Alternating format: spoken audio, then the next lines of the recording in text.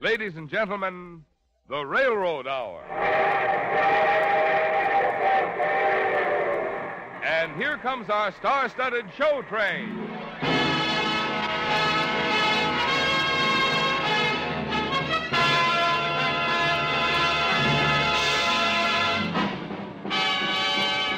Tonight, the Association of American Railroads presents the first air performance of Song of Norway, starring Marina Koschetz as the Countess, Melva Niles as Nina, Gilbert Russell as Rick, and your host, Gordon MacRae, as Edvard Grieg. Our choir is under the direction of Norman Luboff, and our music is arranged and conducted by Carmen Dragon. Yes, tonight another great musical success is brought to you by the American Railroads. The same railroads that also bring you most of the food you eat, the clothes you wear, the fuel you burn, and all the other things you use in your daily life. And now, here is Gordon MacRae.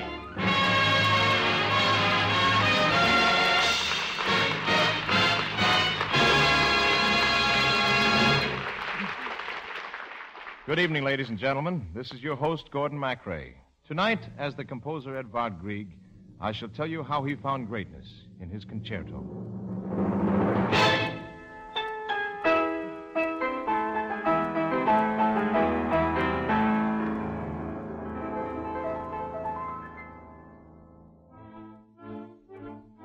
On an enchanted hill called Troldhaugen in Norway, I used to play when I was a child. With me would be Nina and Rikard, my two dearest friends. And we were pledged together in the solemn bond of the very young. But Nina went away. Years passed. Rick began to write his poems, I my music. And even then, the urge began within me to compose something that expressed the beauty and spirit of my land, a song of Norway.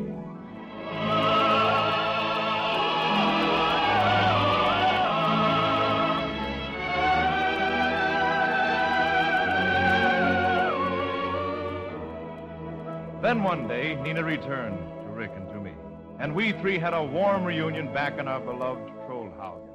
Say, we missed you, Nina. It's putting it lightly. Thank you, Rick. And you, Edvard. You wrote so seldom. Nina, never judge a man by the letters he didn't write. Oh, well, the main thing is that you're home again. And you know, I used to tell people I was from Norway, but they'd look at me as if I were a savage. To the outside world, we're still Vikings, people of mountains and ice. Oh, come now, Rick. You, Edvard, could do so much.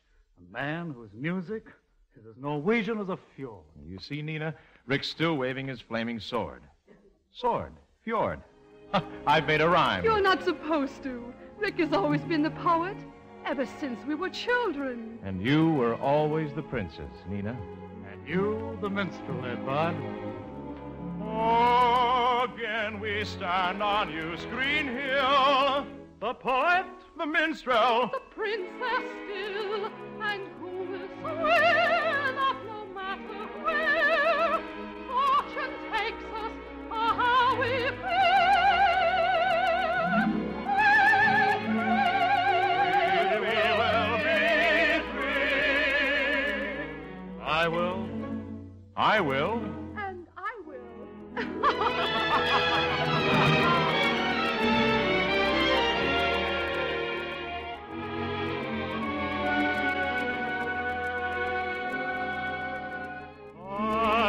Find a place in the sun with you to guide me. I will guide you.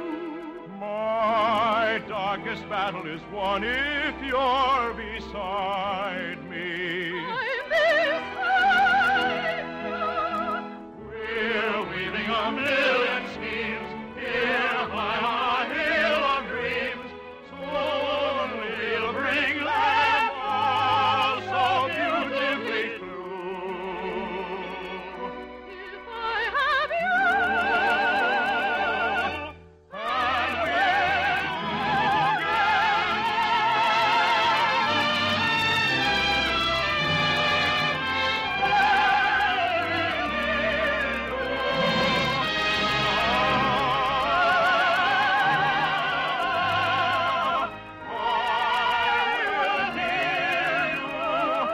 I'll climb every height unclimbed. I'll rhyme every rhyme unrhymed. I'll find a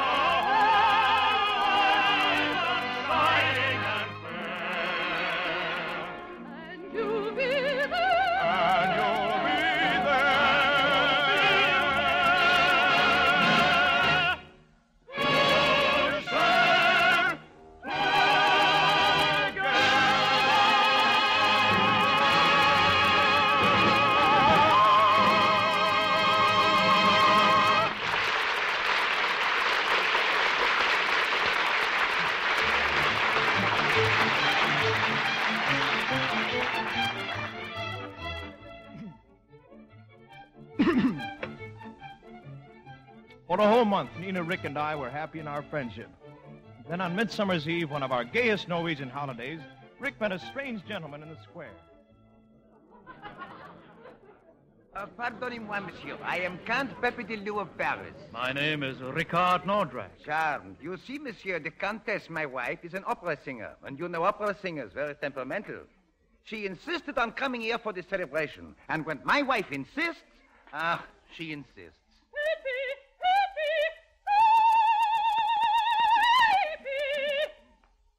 What's that? That is either my wife or a factory whistle. What a quaint place! Pepe, you may present me to these charming people. Oh, with pleasure, my dear. The famous diva Louisa Giovanni, also the Comtesse in private life, when there is a private life. Oh, how I love this place. Such charming simplicity. Quite different from your Grand Opera Countess. Poof, Grand Opera, pretense and tinsel. Grand Opera and I met and parted. From now on, I live, laugh, and love only for today.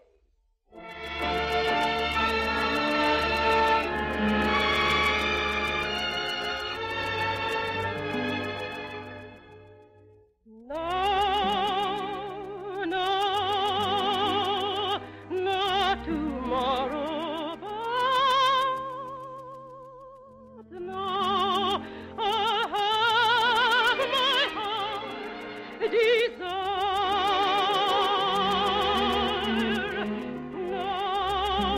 No, never mind about how I take the piper's side. My heart wants this moment. I never taught my heart what meant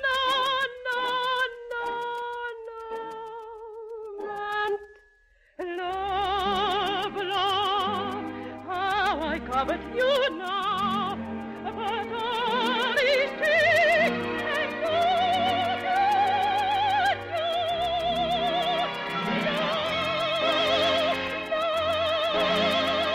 not forever, but now I'm yours.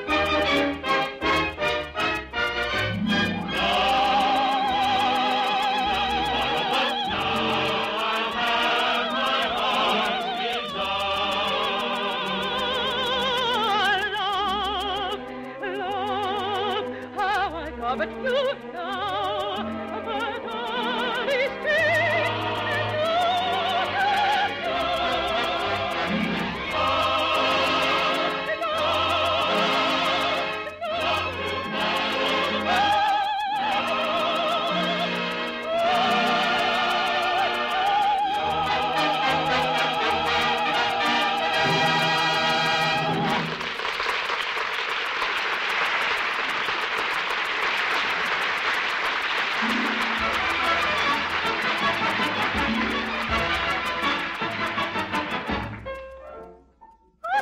Oh, what lovely music coming from that house.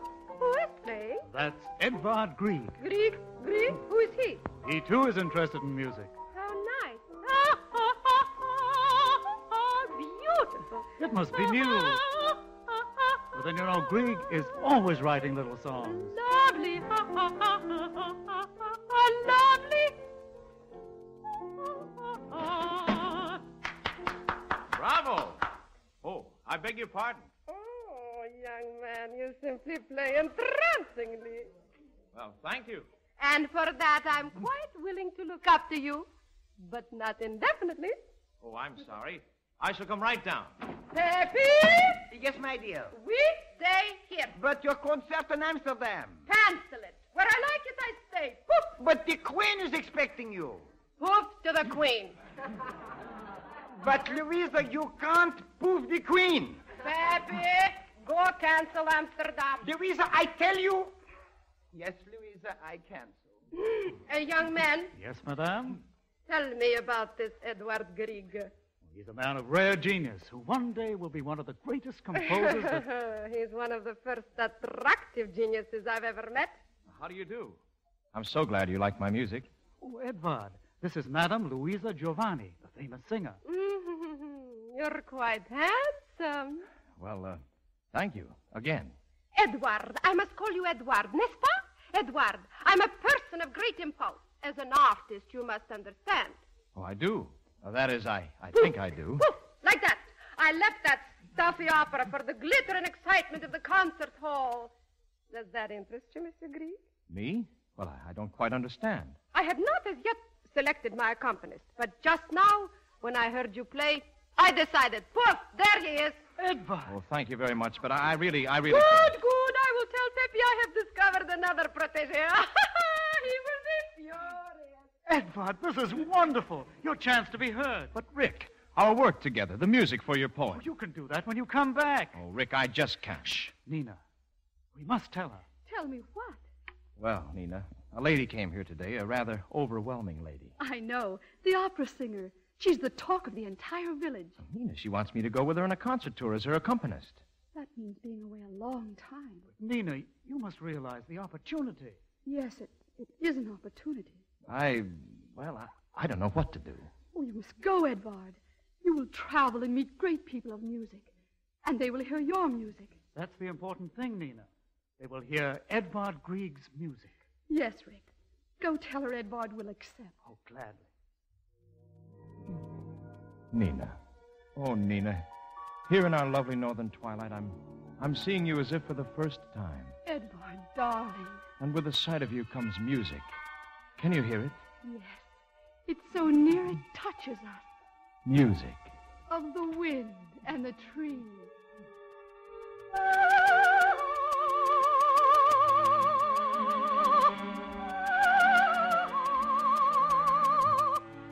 The summer winds are sighing. The winds A lullaby. but magic violins are all around you. I can hear the chords resound, a bounding brass that seems to say, I found you. I found you. I found you.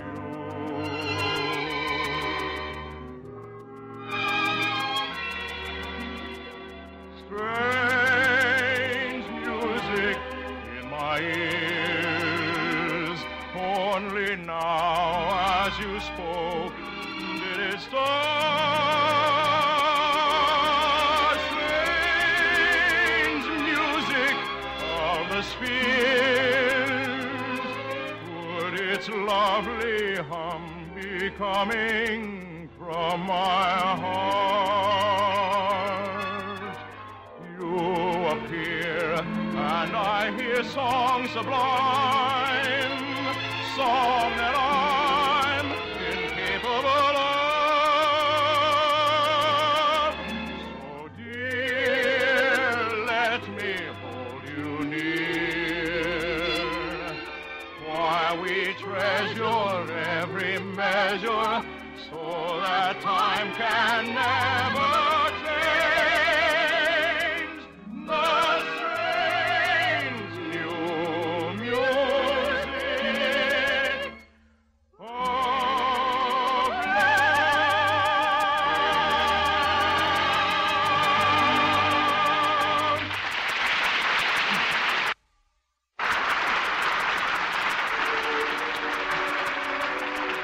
Edvard.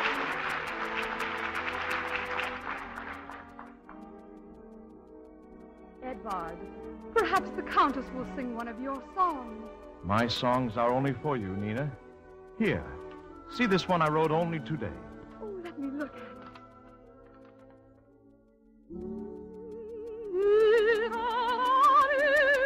Oh, Edvard, it's beautiful.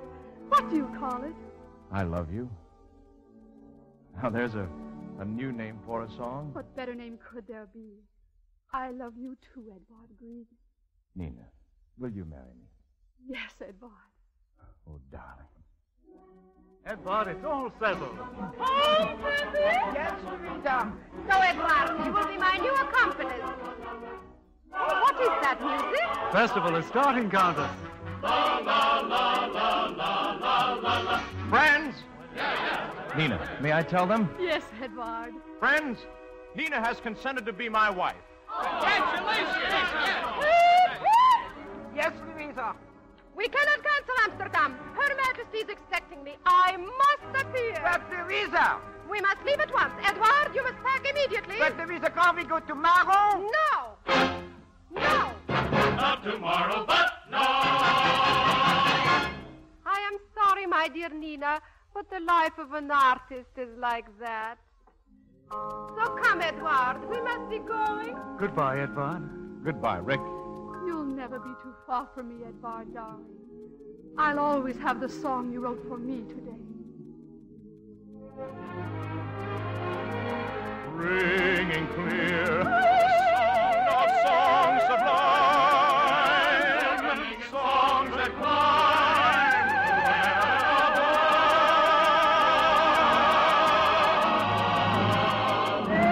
Oh, dear, let me hold you near,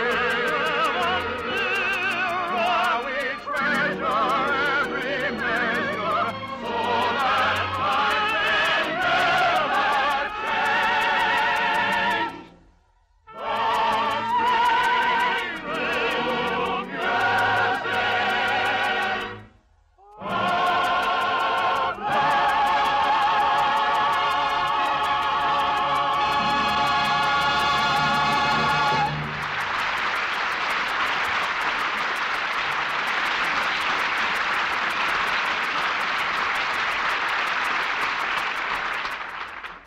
Did you ever stop to think of the railroads as a special sort of highway? Well, that's just what they are. And because we have railroads, it is not necessary to burden our other highways with a lot of extra large and extra heavy vehicles. The sort of vehicles which interfere with the convenient use of the roads by ordinary motor vehicles, and which overstrain and break down the highways with excessive loads. Because we have railroads, it is not necessary to do this to our highways. But just the same, Mr. Thomas H. McDonald says that's what we're doing. And Mr. McDonald knows because he's the United States Commissioner of Public Roads and one of the great friends of highway transportation. Talking to a road builders conference recently, Mr. McDonald said, and I quote, "We are overloading our highways in their traffic volume capacity and in their structural capacity," end of quote. And he added that the results are reflected in the accident record and in what he termed skyrocketing maintenance and reconstruction costs. Describing the increase since 1931 in truck traffic, and especially the increase in heavy axle loadings, Mr. McDonald said that the effect has been, and I quote, that prior to the war, damage had reached alarming proportions. With the marked increase in heavy loads since the end of the war, the damage has become even more alarming, end of quotation. Mr. McDonald went on to say that insofar as the great majority of trucks were concerned, there was no problem of critical overloads. And he added that every proposal to increase truck sizes and weights beyond the recommendations of the American Association of State Highway Officials should be rejected summarily. But something which Mr. McDonald did not say, but which is likewise true, is that further increases in truck sizes and weights are not necessary, because we have a special sort of highway which can carry efficiently and economically the largest and heaviest loads, the American railroads.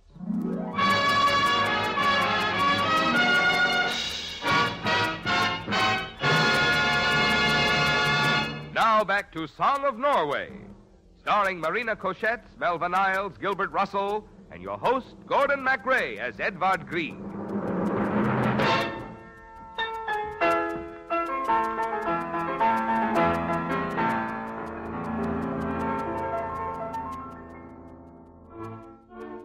My concerto, Our Hill of Dreams, and Trollhaugen seemed far away during the months that followed. Paris, London, Vienna, all a weird symphony of trains, concerts, and the inevitable tea party. Louisa, as usual, took complete charge of things, and soon I found myself in a concert tour of my own. And so the country boy from Norway became the lion of the salon. We ended in Copenhagen. My recital was a great success, and I saw the proud faces of Nina, Rick, and the audience. And they had brought my mother with them.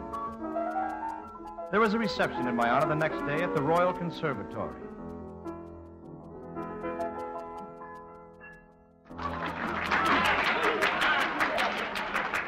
Thank you.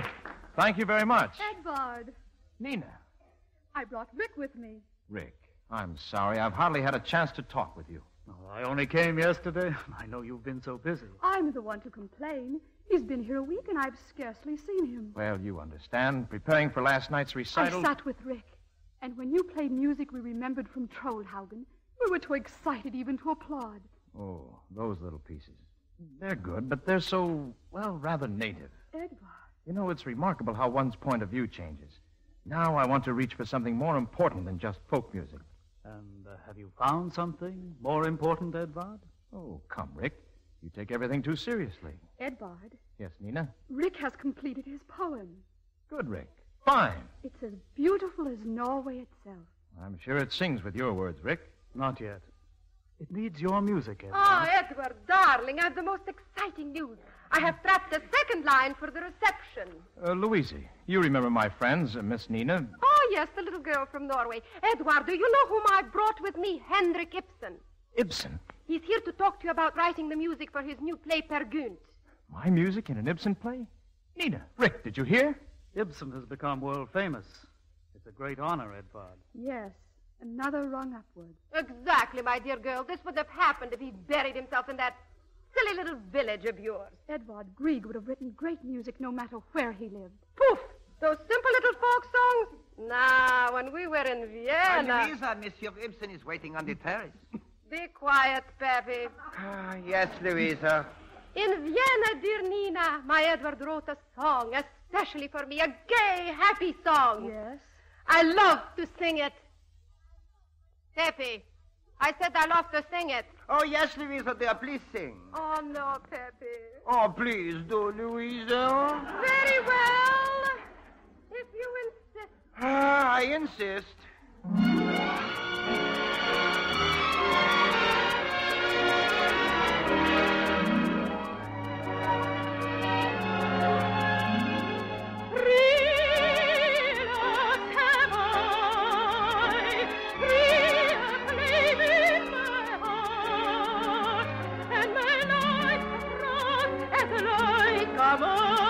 Among them I dance. My first love is to know. Another love is to sing. My third and greatest is my love of loving.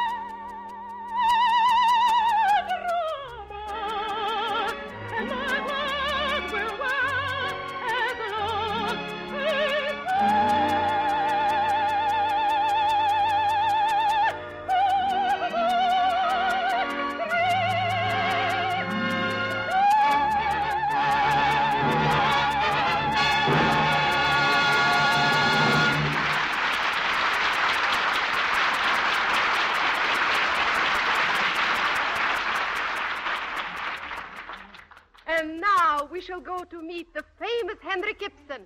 Come, Peppy, Edward. Nina, will you excuse me, please? Yes, Edvard. And Rick? Of course, Edvard. It will be an historic moment. Nina, I'm afraid the music to my poem will never be written. It will, Rick. It must. Edvard promised. And you know he'd never break a promise made on Trollhaugen. There you are, children. Oh, Mother Grieg. Rickard, I've had a letter from your father. My father? What did he say? He said that you shouldn't have made this trip, that the doctor forbade it. Rick, you never told me you were that ill. I'm not. Everyone worries too much. Come, let's have some tea. In a little while, Rickard. I want to talk with Nina. Oh, then please excuse me. I'd like to meet Henrik Ibsen. Oh, I worry so about Rick. And about you, too, Nina. Me, Mother Greig? Nina, when are you going to marry him? Well, I don't know. You should. You two have been engaged for a long time. But Edvard has been traveling so much. Yes, that is something the Countess is always careful to arrange. She has helped him. Nina, we are simple people. Such a woman does not think as we do. Edvard needs you, Nina. Now more than ever. Attendez, everyone! Edvard Grieg will compose the music for Henrik Ibsen's Peer Gynt. He will go to the Italian Riviera where he will work with Herr Ibsen. And every so often, I shall drop in on Edward to inspire him. Nina, you heard? Yes, Rick. Nina, we've lost him. Oh, Mother. Nina, Rick. Isn't it wonderful? I'm going to Italy to write with Henrik Ibsen. Well, have you nothing to say to me? Yes, Edvard. As from a dream come the hopes of the past, unfortunate vagrants, shadows that stand in a once lovely land, despoiled of its fragrance.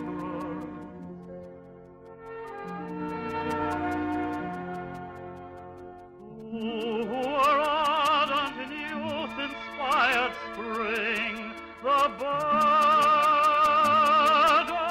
and the minstrel, once made a vow that together they would sing. But where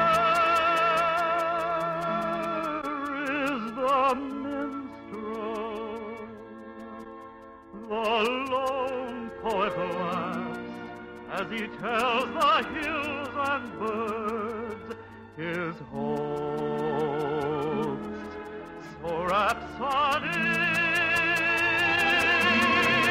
The poem in his heart, still a thing of ringing words, and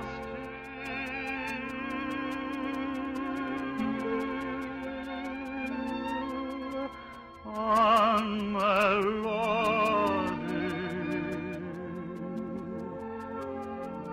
Goodbye, Edvard. Rick. Rick, don't go, please. Nina, you must do something. You must.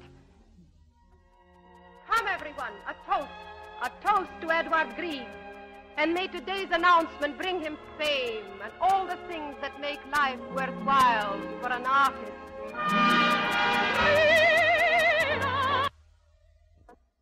An artist.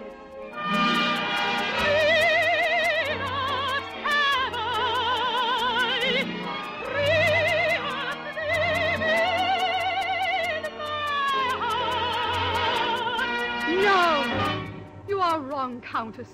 Love doesn't come divided.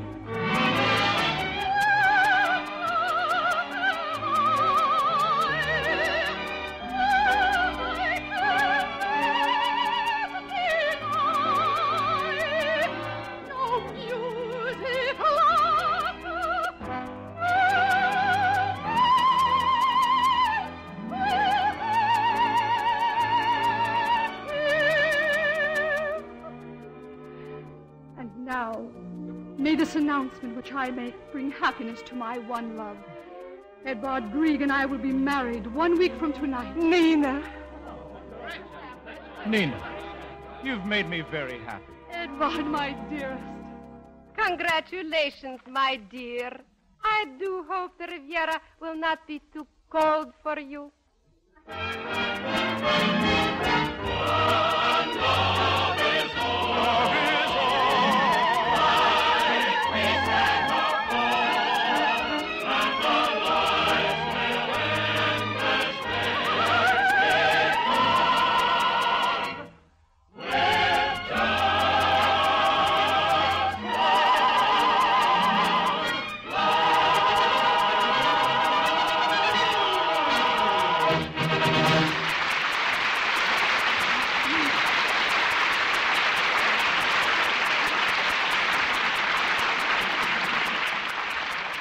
We were talking a few minutes ago about what Mr. Thomas H. McDonald, the United States Commissioner of Public Roads, said about the extra cost to individuals and to the public resulting from overloading our highways. The highway user, Mr. McDonald said, and I quote, does not wish to pay for new highways to replace those destroyed by excessively heavy loads, end of quotation. And Mr. McDonald pointed out another way in which a relatively few extra-large and heavy vehicles add to highway costs by reason of, and I quote, the reduction of the numbers of vehicles of all types that can be carried by our highways when trucks constitute an appreciable percentage of the total, end of quotation. Under certain circumstances, he said, this reduction in the traffic volume capacity of roads is as much as 1/3. So the public, the highway users, and the taxpayers are paying more than they otherwise would have to pay for their roads and are getting less use out of the roads they pay for because of a relatively few extra-large and extra-heavy vehicles. And it is all so unnecessary when we have available railroads, specially built and specially fitted to carry just that sort of loads and to do it with unequaled efficiency and economy.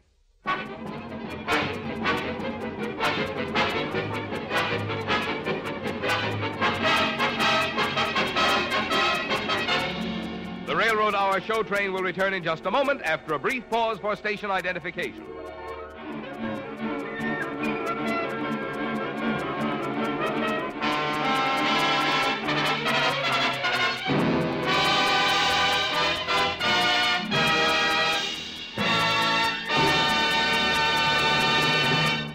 Now back to Act 3 of Song of Norway, starring Marina Koschetz, Melvin Isles, Gilbert Russell, and your host, Gordon MacRae, as Edvard Grieg.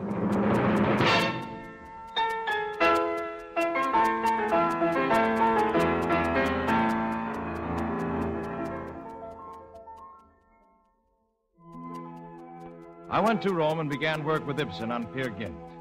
It was a stormy collaboration filled with quarrels and bickerings. Somehow the music for Ibsen's strange tale would not come to me. My nerves became frayed and jumpy, and the ever-present conflict between Nina and Louisa added to my distraction. I finished the music finally, and Louisa insisted on having it played for the first time before a small gathering of her fellows.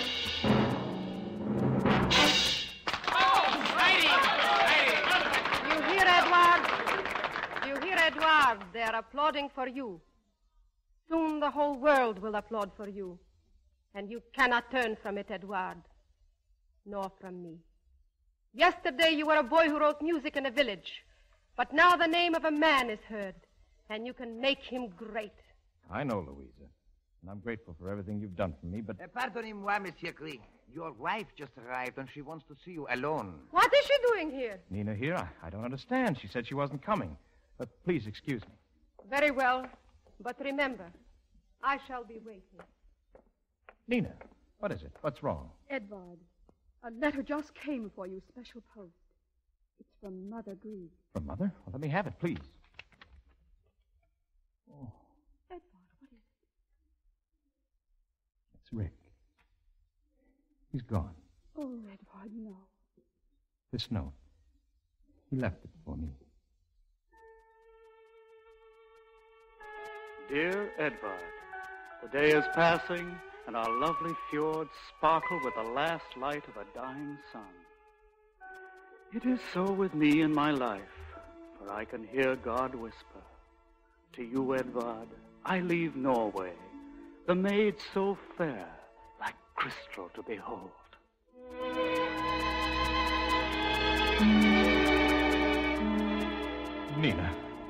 Nina, my darling, we're going home. Oh, the Trollhaugen. Yes, Trollhaugen.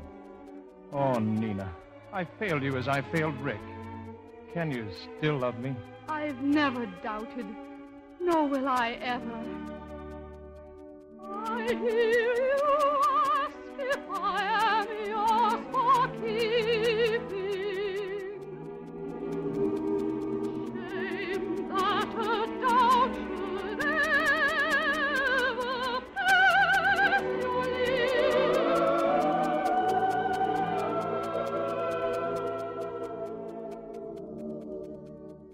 I say it waking, shall I say it sleeping?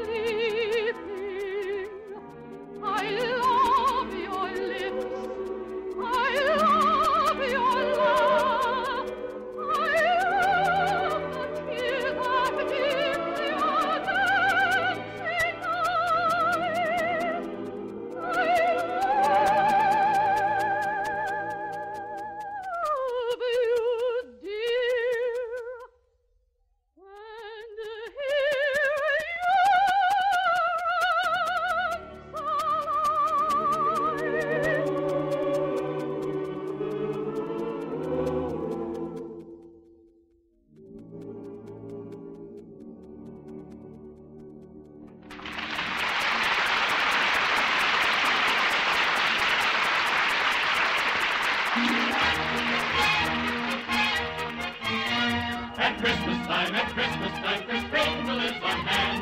And were you good, Kris Kringle would comply with your demand. But were you bad, Kris Kringle, down your chimney would not climb.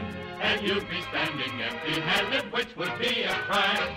It's plain to see the thing to be is good at Christmas time. Just think, Nina.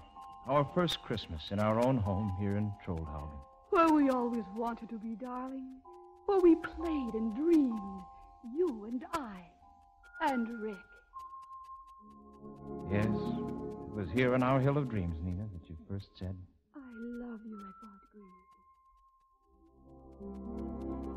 strange music in my ears. Only now, as you spoke, did it start. Strange music of the spheres, and its lovely hum is coming from my heart.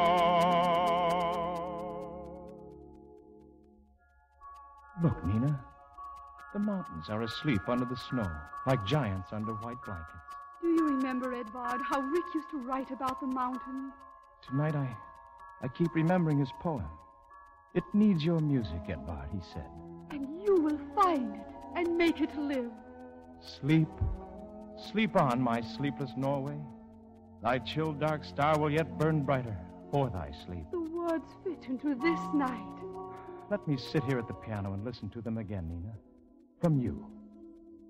Beyond, far beyond the span and space of all place north, and before, oh, long before the face of time fell upon the fjord, the mountains loved the sky, the sun knew the earth, and the land bore spring. Listen, Edvard. I hear it too. Rick's voice. And there in that far-off time, and full of spring's flowing breast, children danced, even Norway danced.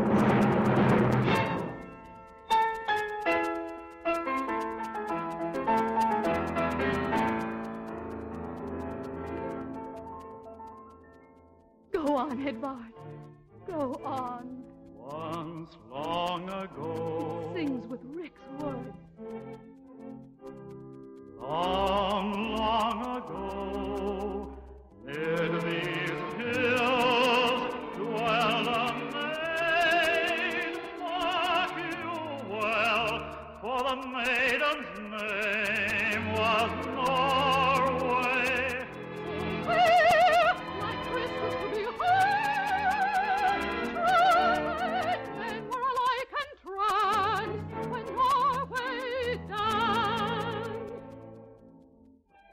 Edvard, you found it. Rick's Dream, a song of Norway. You kept the promise at last. Yes, Nina, we three are together once more.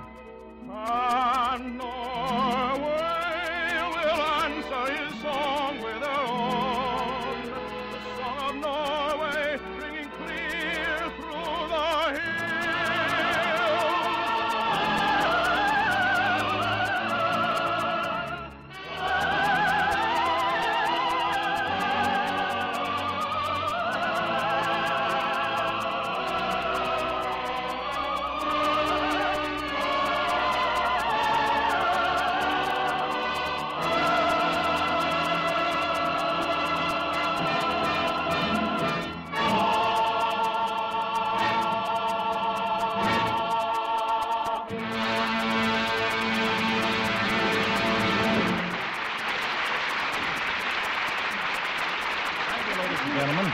Marina Koschetz, Melvin Niles, and Gilbert Russell will be back in just a moment. Meanwhile, this is your host, Gordon MacRae, giving his warmest thanks to the members of our supporting cast, Jerome Cowan and Myra Mars, for their excellent performances in Song of Norway, with musical adaptation and lyrics by Robert Wright and George Forrest, based on a play by Homer Curran.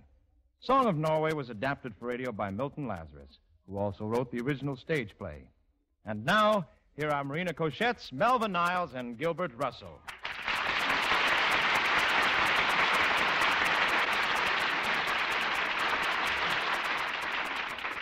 Gordon, I just want to tell you how very much I enjoyed appearing for the Association of American Railroads in this exciting production of the thrilling Song of Norway. Ditto from me, Gordon. And from me, too. Well, we all thank you, Marina, Melvin, Gilbert.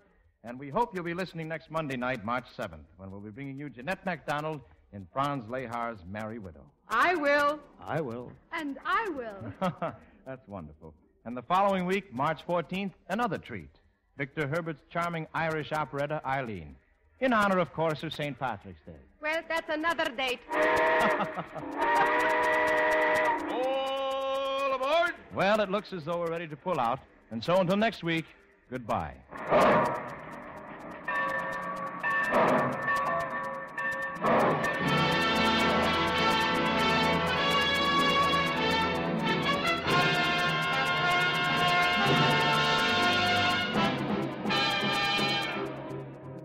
Song of Norway has been presented by special arrangement with its original producer, Edwin Lester, and through the courtesy of Universal International Studios, who will soon world premiere The Life of Riley, starring William Bendix as Riley.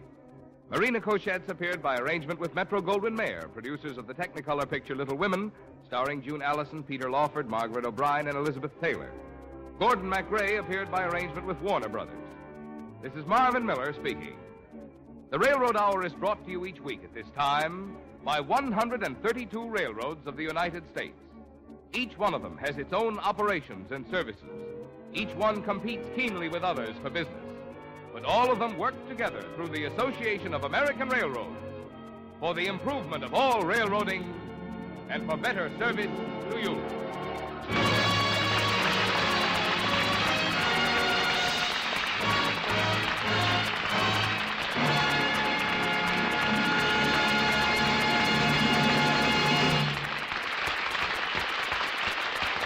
This is ABC, the American Broadcasting Company.